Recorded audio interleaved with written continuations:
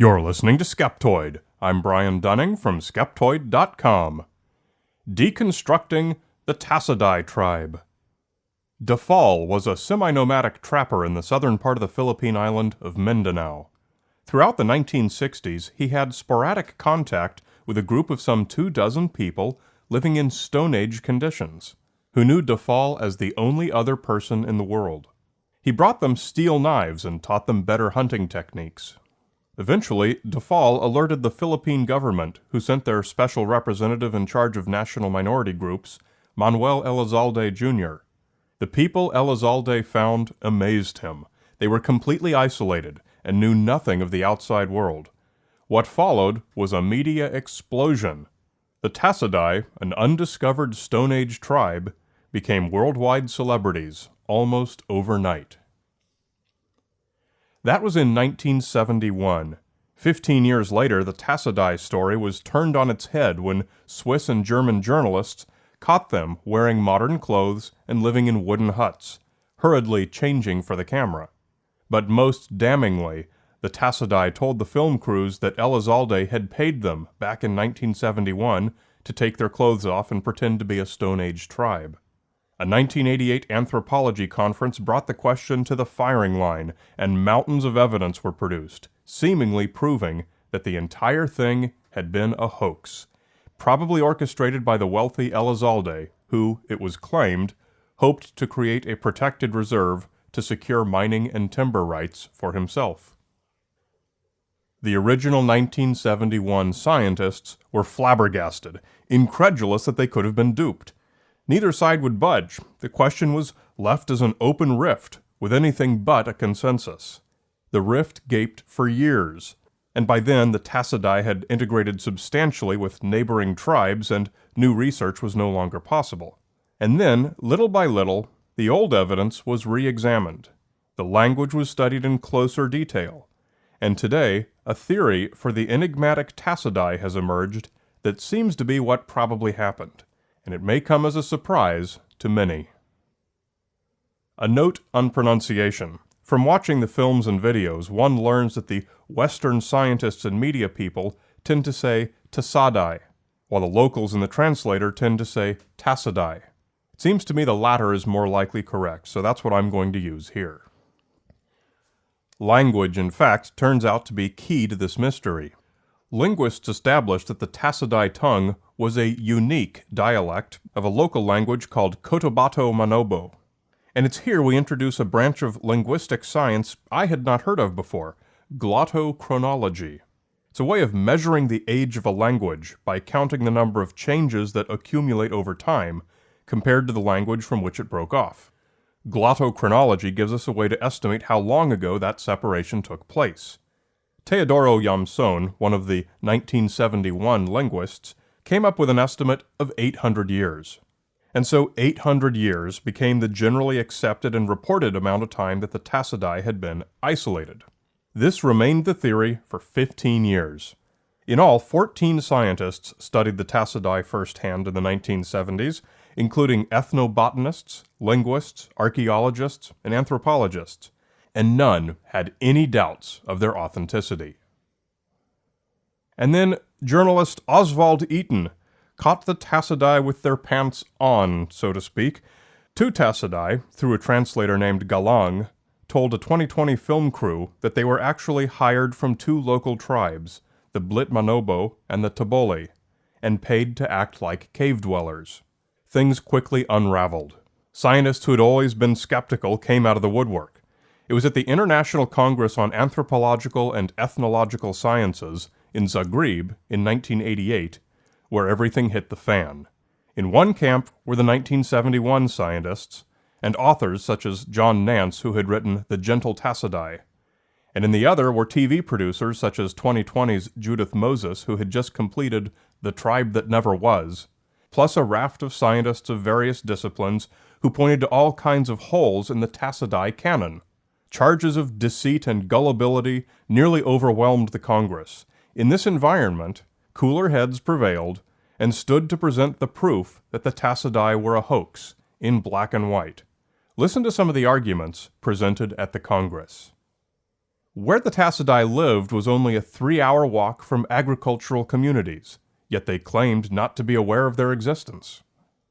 The cave where they lived was unlike any cave dwelling known to archaeology, in that it was clean swept and contained no trash or evidence of habitation or food preparation.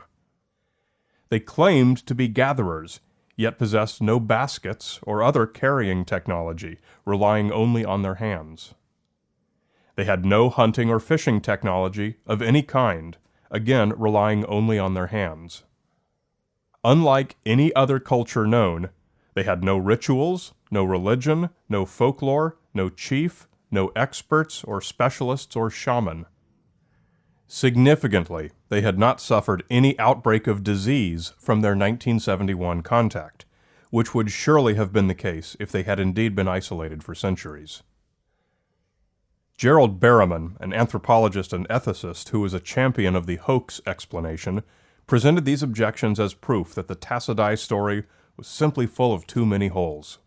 He had not studied them in person, but found that the picture that had been drawn of their culture was too implausible scientifically, and was likely gilded up by Elizalde for the benefit of Westerners who were, in the late 1960s and early 1970s, culturally obsessed with the hippie movement and a return to nature, craving a lifestyle that rejected technology and civilization. Barrowman's presentation was thorough, convincing, and devastating. Barrowman's particular style of attack against the authenticity of the Tasaday had one important effect on the field. It cleared away all of the ideological baggage. For what he said was pregnant with truth. Nance's book, plus an iconic National Geographic article, and the public embracing of the Tasaday had always been colored with shades of the gentle primitive who had no words for enemy or war. Had we been so obsessed with what we wanted the Tasaday to be that we lost sight of what the evidence showed they actually were? Then the same two Tasaday who had confessed the hoax to 2020 recanted and told a BBC film crew that Galang, the translator, had paid them in cigarettes to tell the hoax story to fool the 2020 crew. People became less sure of what they thought they believed. It was in this newly cleared field that the scientists began to take another more objective view of the evidence that had been gathered. Their simple tools, which seemed ridiculously flimsy and more like props to the hoax believers, turned out to be no flimsier and cruder than tools from similar cultures who used them for a short time for simple tasks. And once again, the language rose to the surface as the focus of the investigation. Hoax proponents had pointed out at least one flaw in the Tasaday language, that it contained several foreign words. The Tasaday could not have learned these words if they'd been isolated, but sociolinguist Carol Maloney had discovered in 1972 that they'd learned these words from Dafal. A similar, deeper review of each anomaly found that plausible explanations like this consistently solved each puzzle. Lawrence Reed is a linguist who's done substantial research into the Tasaday language since the controversy at the 1988 Congress in Zagreb. What he determined is that the Tasaday dialect is indeed separate from the Manobo spoken elsewhere. It bears the markers of a genuine, independent dialect, and it is not plausible for the Tasaday to have been hoaxing the original scientists. Experienced linguists are able to identify many patterns within a language that are not readily apparent even to native speakers, and by careful logging of conversations over many weeks with all the Tasaday, including children unsophisticated in the arts of deception, no slip-ups were caught that would have revealed that they were faking a dialect. Ethnobotanist Douglas Yen had used similar techniques on the Tasaday children in the 1970s, and was easily able to tell which plants they knew and which they did not. The Tasaday were definitely not acquainted with cultivated crops. Moreover, glottochronological techniques had improved in the intervening decades, and linguists were able to refine the statistical models. The new estimated date of separation for the Tasaday was only about 150 years before their rediscovery. Previously, sociologists had speculated that the reason the Tasaday originally split off from their village and retreated into a remote wilderness was to escape an epidemic of disease or perhaps a tribal dispute of some kind. But the new date, indicating a split sometime in the 1800s, suggested an even darker possibility. It was a time in which both European and Asian slave raiders were actively hacking through the jungles and capturing tribesmen, and sometimes whole villages. It is entirely possible that the Tasaday descended from people hiding for their very lives. To a limited degree, Manuel Elizalde's involvement as a hoax perpetrator was a red herring. It is now clear that he encouraged exaggeration of the Tasaday's primitivity for the 1970s media.